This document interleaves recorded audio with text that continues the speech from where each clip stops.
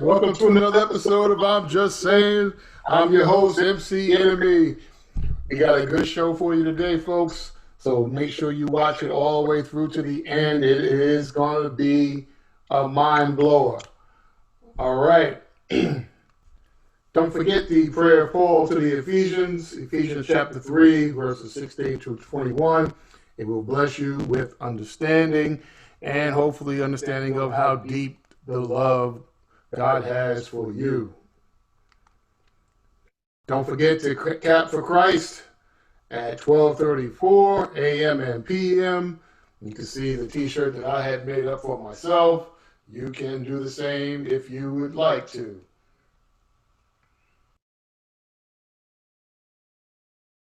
All right, so before I actually get into today's topic, I wanted to touch on this information about Nick Cannon calling out, the Jewish people or Jewish community.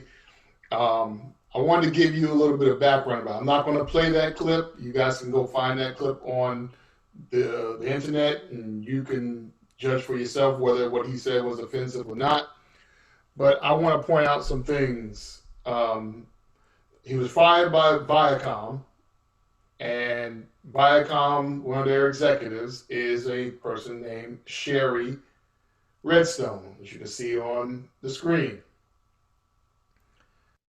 Sherry Redstone, her parents are Sumner Redstone and Phyllis Gloria Raphael. So she is the executive of Viacom. She's the chief executive of Viacom, which is also a CBS corporation. So looking at this is her grandfather, Michael Redstone. If you look down in the description, you see his children is shown as Sumner Redstone. So this is Sherry Redstone's grandfather. So you can see when he was born, when he died. He was executive also of National Amusements Showcase Cinemas. So let's look a little bit deeper into who Michael Redstone is. April 11th, 1902, he was born as Michael, not Redstone, it has Rothstein in parentheses. So that was his birth last name. You can see he changed his last name from Rothstein to Redstone. So Roth means red, Steen means stone, or Steinstein, I'm not sure how you pronounce it.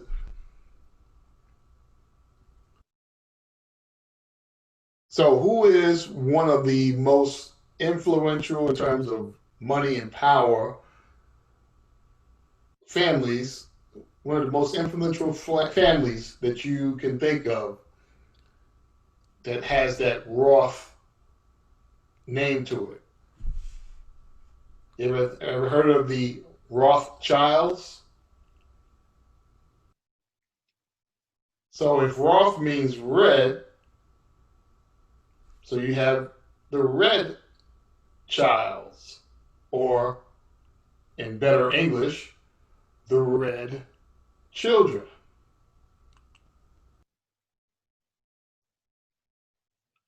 Who in the Bible came out red and hairy? I'm just saying, folks.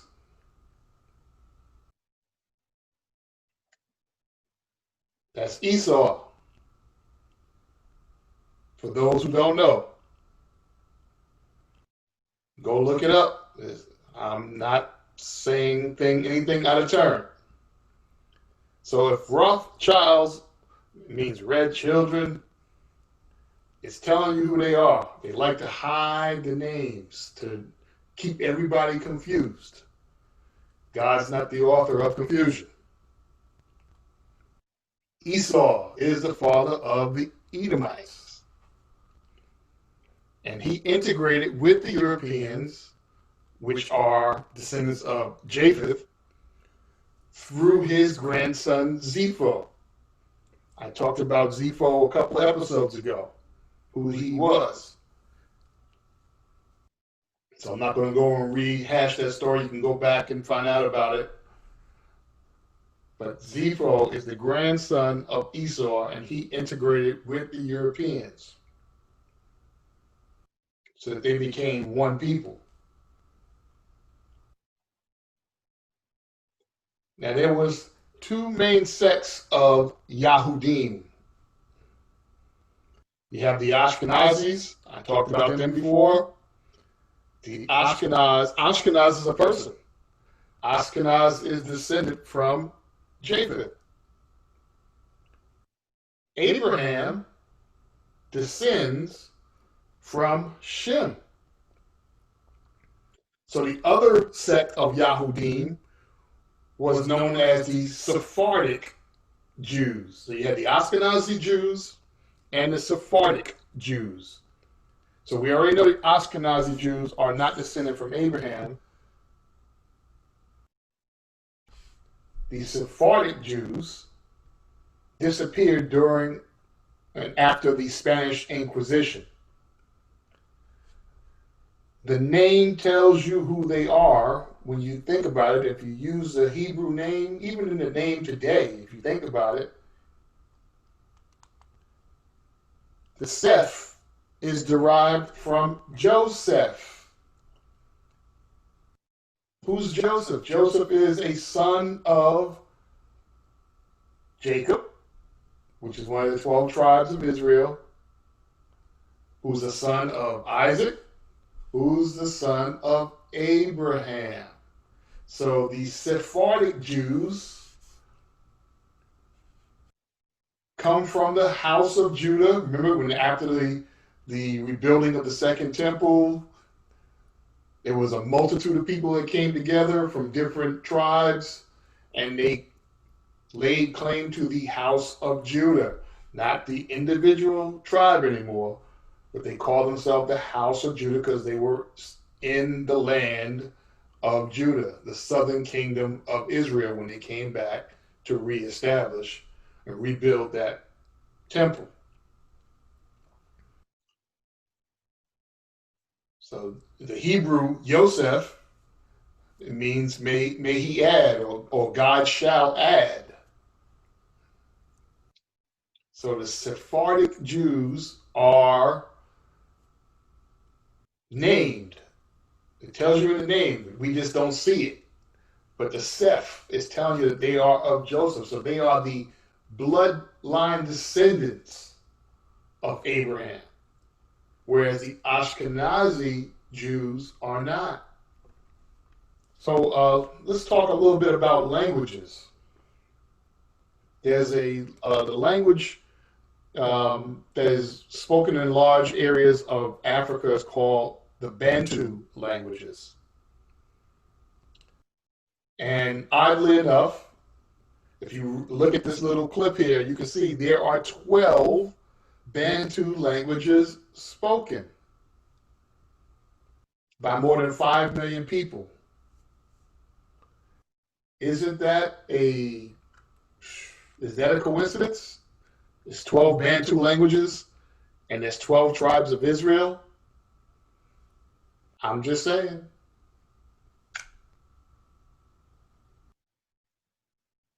But now that word Bantu is also hiding something, because it's really not the word Bantu. That's just the word that it's taken on. But it's really two words mashed together. And it was actually called Ep.19.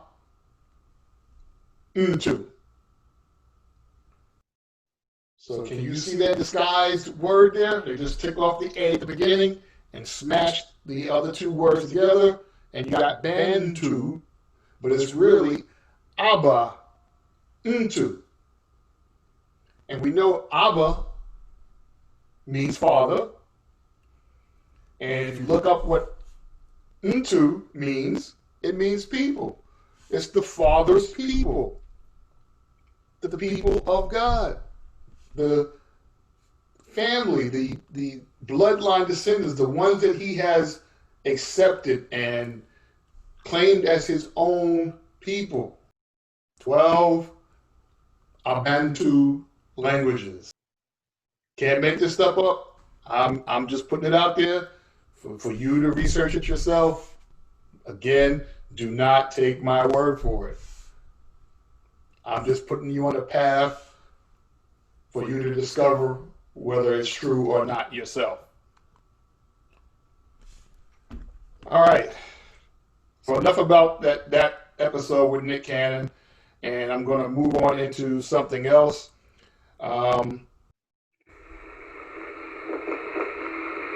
It's all about the Benjamins, baby.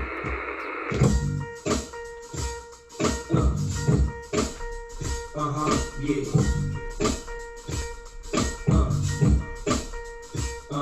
Yeah. Benjamins, baby. Yeah. Benjamins, baby. Not those Benjamins. I'm talking about the tribe of Benjamin. Let's get into it. This is some interesting stuff here. Now, I'm going to play a clip in a minute, and I'm just going to play the audio.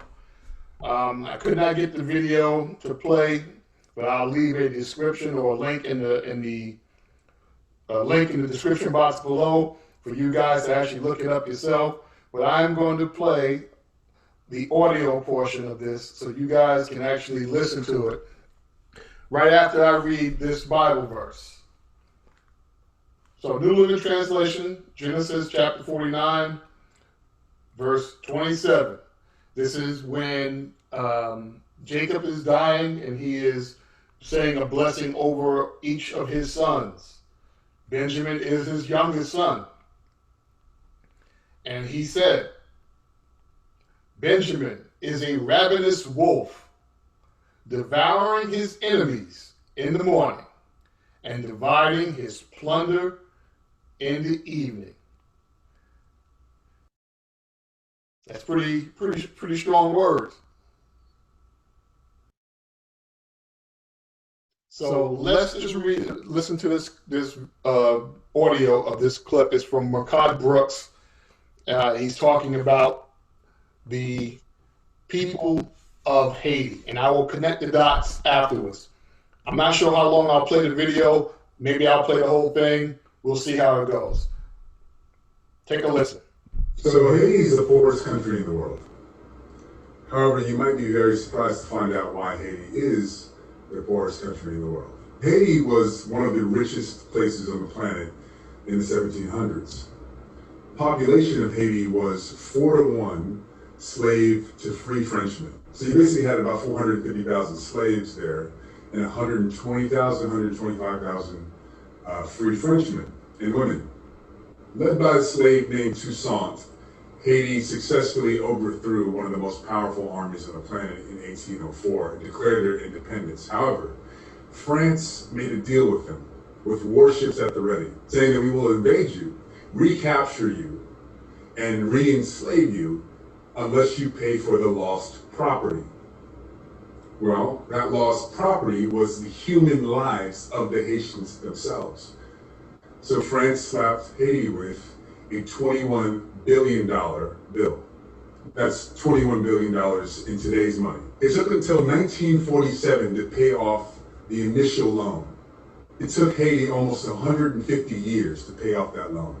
And obviously you guys know about loans and financing and debt, so how did Haiti pay that money off? Especially because France forced them to give them 50% off of their products. So Haiti was accounting for 3/4 of the world's sugar at the time, and I think a quarter or maybe 1/3 of the entire slave trade at the time.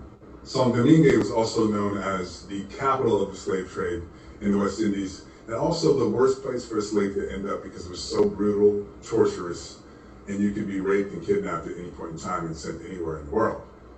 So that debt was financed and collected by French banks, as well as an American bank that was established in 1812, which is called Citibank. That's right. Your bank has been collecting money from Haitian people to pay for their own freedom since 1812 and stopped only in 1947. With the natural resources and the people working the land that Haiti had, it should have been one of the richest countries in the world. But the transfer of wealth from Haiti to France and Haiti to French banks and Haiti to American banks to finance what is called the independence debt, which is no more than a debt for the descendants of slavery to continue to pay the countries and the people that enslaved them for their own freedom. It's well documented. It's well documented that the debt was based on slave owners losing their property. In 2004, the Haitian government demanded that France pay back the billions of dollars that it forced the Haitian people to pay for its own freedom. So think about this. It's like France had their warships ready, just basically gangstered their way into Haiti's pockets. After Haiti beat the French military in 1804, by 1825, France had warships at the ready. Off the coast of Haiti, looking at the island like, nice island you got there. Be a real shame if something happened to it. Okay? So basically France is like, nice island you got there. Nice freedom you've gained there. Be ashamed if something happened to it. All right, there's more to that clip, but I think you guys got the message about what happened to our brothers and sisters in Haiti. And in keeping with the biblical principle, the last will be first, the first will be last. And I'm going to connect the dots for you, but I am saying, why am I talking about the children of Benjamin, and why am I talking about the island of Haiti? I'm getting there. So, keeping with the biblical principle, last will be first, first will be last. The last son of Jacob is named Benjamin. The tribe of Benjamin produces Israel's first king. His name was Saul. The tribe of Benjamin also produced the last apostle, also named Saul, but he changed his name to what we know him as today, Paul. Interesting. At least I think so, and hopefully you do too. So you're going to need to read Judges, chapter 19, 20, and 21. That way you'll get the whole story that I'm about to tell you. Basically, the tribe of Benjamin went to a man's house who was housing a stranger in the territory he was passing through. And they banged on his door and told him that man to send that stranger out so that we can have sex with him. And the man pleaded with them, saying, don't do such a thing, to a guest in my house. He even offered him his 2 virgin daughters so they would not commit such an act. They didn't want the virgin daughters. They wanted that traveler. So the traveler, got the man came back in the house, the traveler pushed out his concubine for them to have their way with the concubine. And they used and abused her all night long. And when day broke, she made her way back to the doorstep of the house. And when they came out that morning, they found her dead. So the man who owned that concubine went home with his concubine, laid the body of his concubine, laid across his animal. And he got home and he cut her up into 12 pieces and sent each one of those pieces to one of the tribes of Israel. Because this man who was a traveler was an Israelite himself. He was a Levite. And so, in sending those body parts to each of the 12 tribes of Israel, they got the word of the story of what the tribe of Benjamin did. And everybody was horrified. Never had such a thing happened before in Israel. And so the other 11 tribes got together, and they were going to go up against Benjamin. And before they did, they inquired of the Lord who should go first. And the Lord told them Judah should go first. But read that story. It's a very interesting story, good background. And again, this whole channel is about you reading the Word of God and getting an understanding for yourself. So our brothers and sisters in Haiti are of the tribe of Benjamin. And I'm going to aim to prove that to you today. So here is the island of Hispaniola. Hispaniola is two countries in one. It's one island with two countries. You have Haiti that you can see on the left, and you have the Dominican Republic on the right. Now, Judah and Benjamin kind of have a even deeper history, because if you go further back in the Bible, when the children of Israel came into Egypt seeking relief from the famine, Joseph, their brother, was in charge of Egypt. They didn't know he was their brother at the time. And Joseph was testing his brothers to see if they had changed their ways from when they sold him into slavery.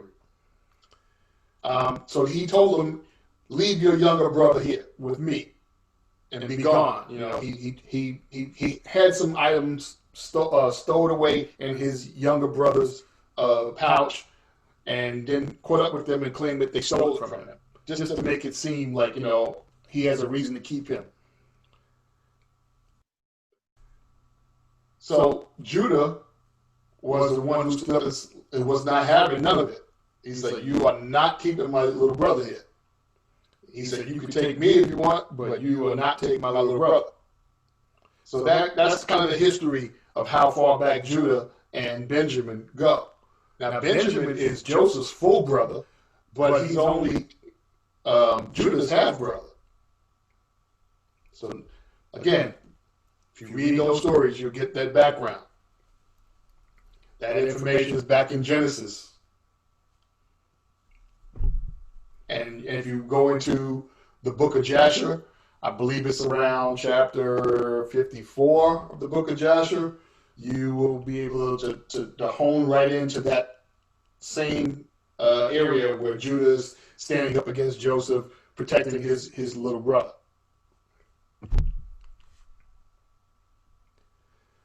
So this is an article that you can see here on the screen. It's a link for it. I will put it in the description box afterwards. But it talks about that slave revolt in Haiti and the impact that it had on the U.S. and ultimately the world. See, when that slave revolt happened and they beat the French army, Napoleon basically gave up on his island territories in disgust. It was like more of a headache than what it was worth to him. And because of that, he also sold the French territory in Louisiana. Remember the Louisiana Purchase from the U.S. that basically increased the land size of the U.S. by probably 2/3 of what it used to be. So that slave revolt wound up getting the U.S. territory in that Louisiana Purchase, making the U.S. a much larger area. So read this story also, and you can see how that transpired and how it had an effect. So let's look at 1 Kings chapter 11, verses 33 through 36. It's the New Living Translation. And it reads, "For Solomon has abandoned me and worshipped Ashereth, the goddess of the Sidonians, Chemosh, the god of Moab, and Molech, the god of the Ammonites. He has not followed my ways and done what is pleasing in my sight. He has not obeyed my decrees and regulations as David his father did. But I will not take the entire kingdom from Solomon at this time. For the sake of my servant David, the one whom I chose, and who obeyed my commands and decrees, I will keep Solomon as leader for the rest of his life. But I will take the kingdom away from his son and give 10 tribes to you. His son will have 1 tribe, so that the descendants of David, my servant, will continue to reign, shining like a lamp in Jerusalem, the city I have chosen to be the place for my name. So, the 10 tribes, this is where you're going to get that split. The northern kingdom is 10 tribes of Israel. The southern kingdom becomes Judah. Solomon's son, after he dies, I believe his name is Jeroboam, he becomes a king and he loses the northern kingdom. And now he's only in charge of the southern kingdom of Judah, which is just Judah and guess who? The tribe of Benjamin. So there's that connection again, Benjamin and Judah. So I already told you Judah stood up for Benjamin when Joseph attempted to keep him. And I told you Judah was also the tribe that had to go up against Benjamin when they raped and killed an Israelite concubine. The tribe was prophesied to be fierce on Jacob's deathbed. I told you that already. So you combine that fierceness, that ravenous ways that Benjamin has, and you combine it with the strength of Manasseh. Now, why you're saying, why would I combine it with the strength of Manasseh? I'm going somewhere. Book of Joshua, chapter 54. This is that same thing I was telling you about, where Judah is standing up for Benjamin. And let's see what it has to say here. So Joshua chapter 54, and it reads, this is Judah talking. Dost thou not, he's talking to Joseph, dost thou not know what my brethren Simeon and Levi did unto the city of Shechem and unto the 7 cities of the Amorites on account of our sister Dinah, and also what they would do for the sake of their brother Benjamin? And I, with my strength, who am greater and mightier than both of them, come this day upon thee and thy land, if thou art unwilling to send our brother. And when Judah heard this thing, he was exceedingly wroth. And I jumped down a little bit. He was exceedingly wroth. This is verse 28. And his anger burned within him. And there was before him in that place a stone, the stone which weighed about 400 shekels. And Judah's anger was kindled, and he took the stone in one hand and cast it to the heavens, and caught it with his left hand. And he placed it afterward under his legs, and he sat upon it with all his strength, and the stone was turned into dust from the force of Judah. Now I kind of try to look up what 400 shekels would weigh, and came out to about 15 pounds, if I did my calculations correct. So a 15-pound rock, he threw it up with his right hand, caught it in his left hand, put it underneath his legs, and he sat on it and crushed it into dust.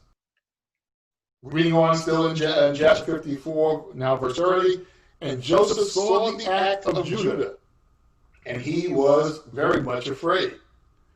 But he commanded Manasseh, his son, and he also did with another stone like unto the act of Judah. And Judah said unto his brethren, let not any of you say, this man is an Egyptian, but by his doing this thing he is of our father's family. And Joseph said, not only unto you is strength given, for we are also powerful men. And why shall you boast over us all? And Judah said unto Joseph, send, I pray thee, our brother, and ruin not thy country this day. So, that's the backstory. So when fast forwarding to the story I told you before about them, the Benjamites raping and killing their concubine, after that battle where the other 11 tribes went up against Benjamin, Benjamin was pretty much wiped out after about the second or third battle. But they took mercy on him because they didn't want to wipe out the tribe entirely. So about 600 of them escaped, but all the others were wiped out. So they took pity on them and they allowed them to come back in, the 600 men of Benjamin to come back in, but now they know they needed wives because they wiped out not only the men, they wiped out the children, they wiped out the women, they wiped out the tribe of Benjamin almost completely, except for those 600 men. So they knew that they needed wives so that they could rebuild their tribe. So they got together and found out which people did not send troops to the fight against Benjamin. Because at that point, they had made a vow that they were not going to give their women unto the tribe of Benjamin. But the ones who were not there never made such a vow. And so it happened to be the people of Jabesh Gilead. And that's what you can see in red on your screen. They did not send any people to the fight, so they didn't make that promise. So they got 400 of the virgins out of Jabesh Gilead and let them become wives of the 600 Benjamites. So obviously there wasn't enough women, right? So they needed 200 more women so that each of them would have a wife. And so they allowed those other 200 people, those other 200 Benjamites, did not get a wife from Jabesh Gilead. They allowed them to get their wife from another area, which I'll show you in a moment. But you can see that Jabesh Gilead is in the territory of Manasseh. So that's where you get the merging of Benjamin and Manasseh. And you know that Manasseh is strong now. I just told you what he did, matching the strength of Judah. And if you think about it, some of our brothers in Haitian brothers are some of the strongest brothers we know just by looking at them. So the other 200 guys who needed Benjamites who needed wives, they were allowed to get their wives from Ephraim. So let's look at this thing about Manasseh first. Tells you a little bit about Manasseh, where their land was. It tells you that Gilead was part of the Manasseh territory. They got 400 of their wives from their virgins. The other 200 were allowed to take their wives from a dance festival that was held in Shiloh. And Shiloh happened to be inside of the land of Ephraim. So that's how the 600 remaining Benjamites got their wives. So I'm showing you a little bit about the French Congo, and you can see that down below in the red area. Directly to the left of that would be an area, a place called Gabon. You can see when it was colonized. And then we also have the Belgian Congo, colonized in 1908 to 1960. So there is the big area is the Belgian Congo, and directly to the left and just up above is the French Congo. And if you go a little bit further left, you'll see Gabon. Those are French territories. So Congo, the Congo River itself was named by early European sailors after the Kingdom of Congo. And it's Bantu inhabitants. Remember Bantu inhabitants? The Congo people, when they encountered them in the 16th century. The word Congo also comes from the Congo language, also called Kikongo. So the Congo people, their official language is French. Again, I'm going somewhere. Stay with me. So who settled Congo? 1780, more than 15,000 people were shipped annually from the Luango coast north of the Congo. And in 1870, explorer Henry Morton Stanley arrived in and explored what is now the Democratic Republic of Congo, DC Congo. Belgian colonization of DR Congo began in 1885 when King Leopold II founded and ruled the Congo Free State. So what did King Leopold do in the Congo? He donated the private buildings to the state before his death. Leopold extracted a fortune from the Congo, initially by the collection of ivory, and after a rise in the price of rubber in the 1890s, by forced labor from the natives to harvest and process rubber. Under his regime, millions of Congolese people died. And this is talking about Leopold II.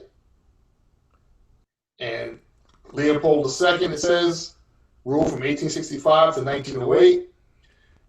During his absolute rule of the Congo, an estimated 5 to 15 million Africans died.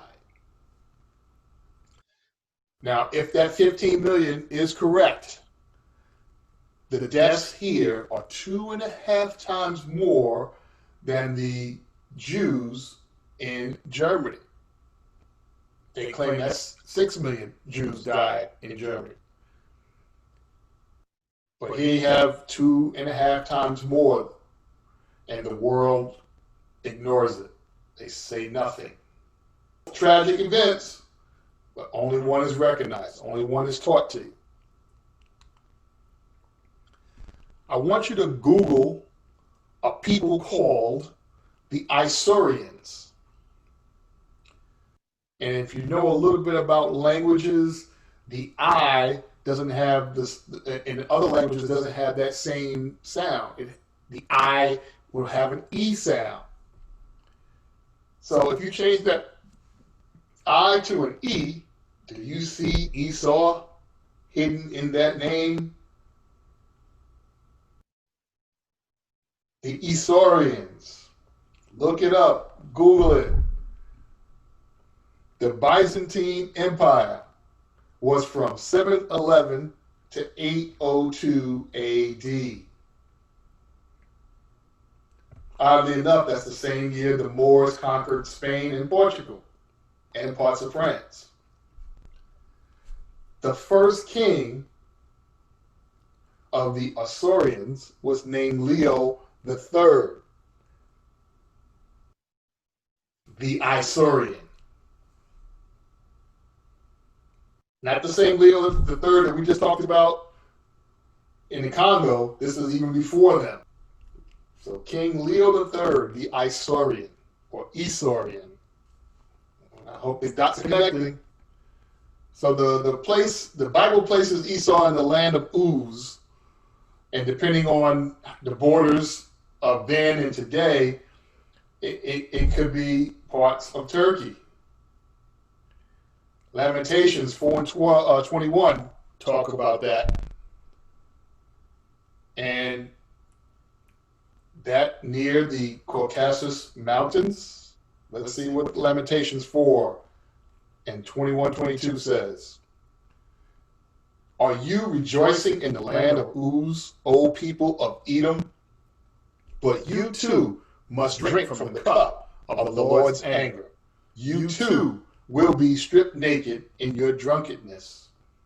O beautiful Jerusalem, your punishment will end. You will soon return from exile. But Edom, your punishment is just beginning. Soon your many sins will be exposed. So I took a map here just to show you where the Caucasus Mountains are. You have the lesser Caucasus Mountains and you have the greater Caucasus Mountains. It's north of Turkey and south of Russia. Those Caucasus Mountains are where you get the term Caucasians. And the Bible does tell you about the people in the land of what we call Turkey now becoming very fair. And that was way back in the days of Abraham even. Nobody else on earth at that time was as fair as the people in that land.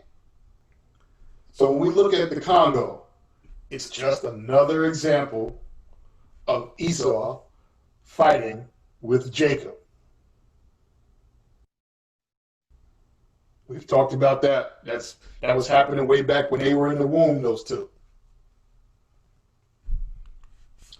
So here's your Democratic Republic of Congo, that big circle in the center. Then off to its left would have been the French Congo, and then you can see Gabon. Those were the French territories. They spoke French. What do the people in Haiti speak? They speak a dialect of French. And once again, Judah was nearby. If you look directly to the north of Congo, you're going to see a place called, what we call today, Sudan. But it's actually, again, two words modified to hide what it actually is. It was So and Udan, which means foreigner of Judah. So when they got run out after the destruction of the Second Temple, 70 AD, some of the tribe of Judah or the house of Judah came and settled in that area. The enemy likes to hide things in plain sight. So Israel is all around that area. You got Israelites in Angola, Cameroon. We already said it was some in Sudan.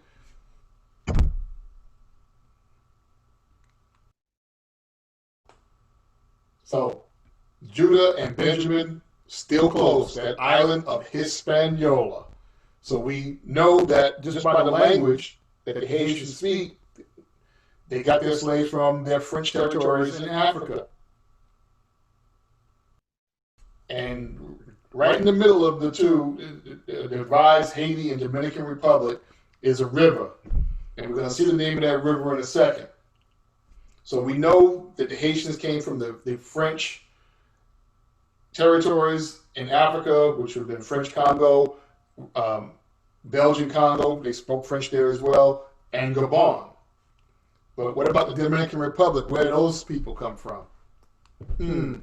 Well, the dividing line, first of all, between the two countries is the Dahaban River, also called the Massacre River. It forms the northernmost part of the international border between the Dominican Republic and Haiti. Where did the Dominican Republic get its slaves from? Most of them came from West Africa and the Congo, but the first Africans in the Dominican Republic came in 1502 from Spain.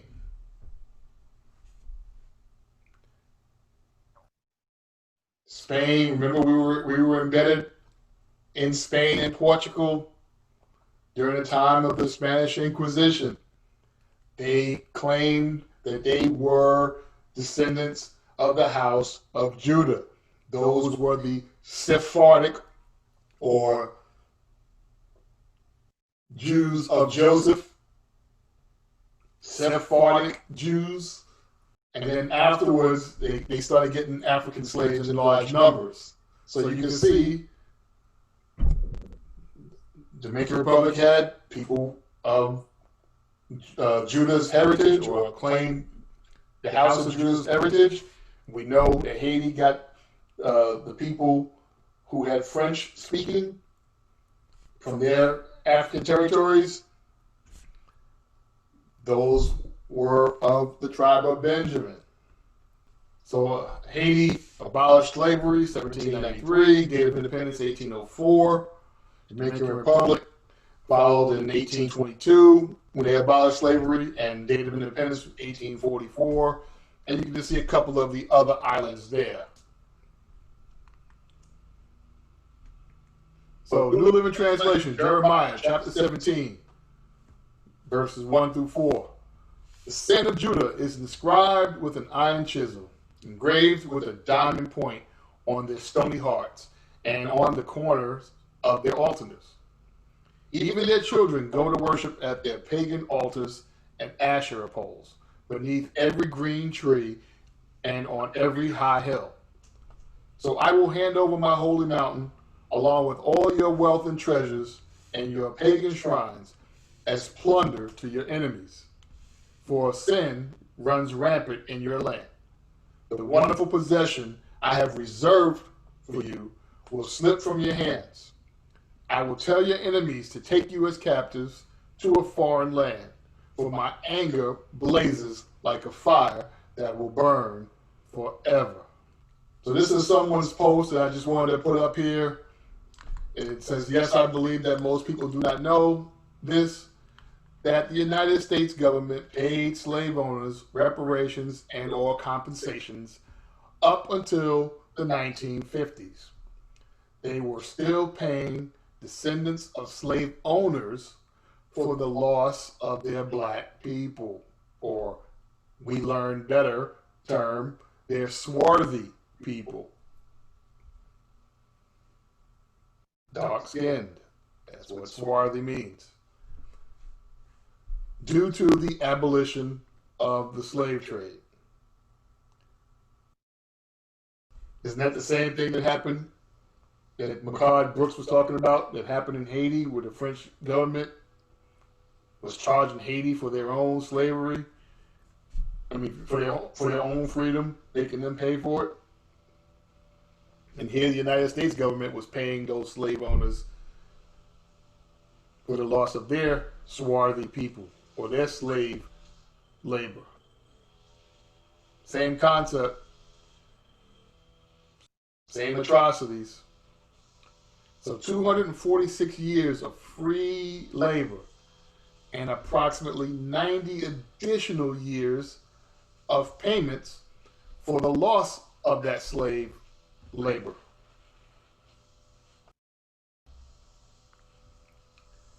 It's nothing but a pure testament to our Lord and Savior that we are where we are at this point.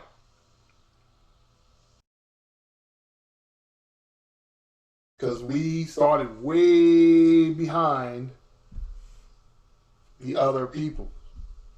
But we're still here. We're still surviving. And in some cases, thriving. Still got a long way to go. But I'm going to leave you on a high note. This is the 1611 King James Bible, Isaiah chapter 14, verse 1. And it reads, "For the Lord will have mercy on Jacob, and will yet choose Israel, and set them in their own land, and the strangers shall be joined with them, and they shall cleave to the house of Jacob. This was prophesied after the destruction in Babylon. It's talking about in the last days. All right, brothers and sisters, I hope this video has been edifying for you, gave you something to sink your teeth into, and definitely go back and read, study, and show yourself approved. All right, so thanks for watching, and as always, worship the Father, praise the Son, and accept the Holy Spirit. Y'all be blessed. Love you guys. Peace.